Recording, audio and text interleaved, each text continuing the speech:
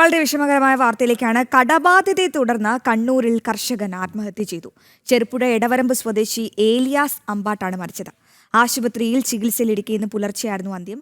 മികച്ച കർഷകനുള്ള പുരസ്കാരം അടക്കം നേടിയ വ്യക്തി കൂടിയാണ് ഏലിയാസ്. കഴിഞ്ഞ 11-ാം തീയതിയാണ് സ്വന്തം കൃഷിയിടത്തിൽ കീടനാശിനി കുടിച്ച് അവശനിലയിൽ ഏലിയാസിനെ കണ്ടെത്തിയത്. തുടർന്ന് കണ്ണൂരിലെ സ്വകാര്യ ആശുപത്രിയിൽ അദ്ദേഹത്തെ പ്രവേശിപ്പിച്ചിരുന്നു.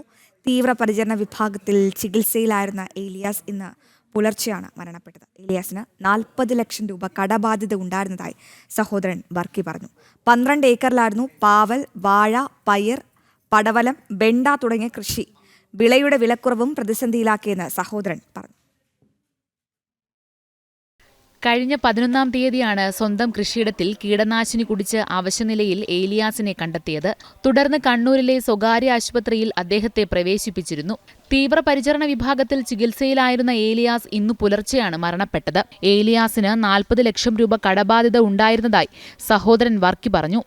12 ഏക്കറിലായിരുന്നു പാവൽ, വാഴ, പയർ, പടവലം, വെണ്ട തുടങ്ങിയ കൃഷികൾ. വിളയുടെ വിലക്കുറവും പ്രതിസന്ധിയിലാക്കിയെന്ന് സഹോദരൻ പറഞ്ഞു.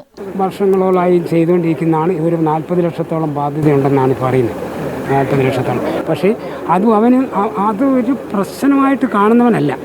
ഇത് റോളിങ്ങിലും എല്ലാം നടന്നുകൊണ്ടിരിക്കുന്ന. ഇപ്പോഴുണ്ടായത് എന്താ വെച്ചാൽ ഈ 40 ലക്ഷത്തിൻ്റെ പ്രശ്നമായിരിക്കില്ല. ചെറിയൊരു പൈസ കൊടുക്കാനുള്ള ടീമിനോട് വാങ്ങിയത് വാക്ക് പാലിക്കാൻ പറ്റാതെ വന്നിട്ടുണ്ടാവും സുഹൃത്തുക്കളോട് ആരോടും.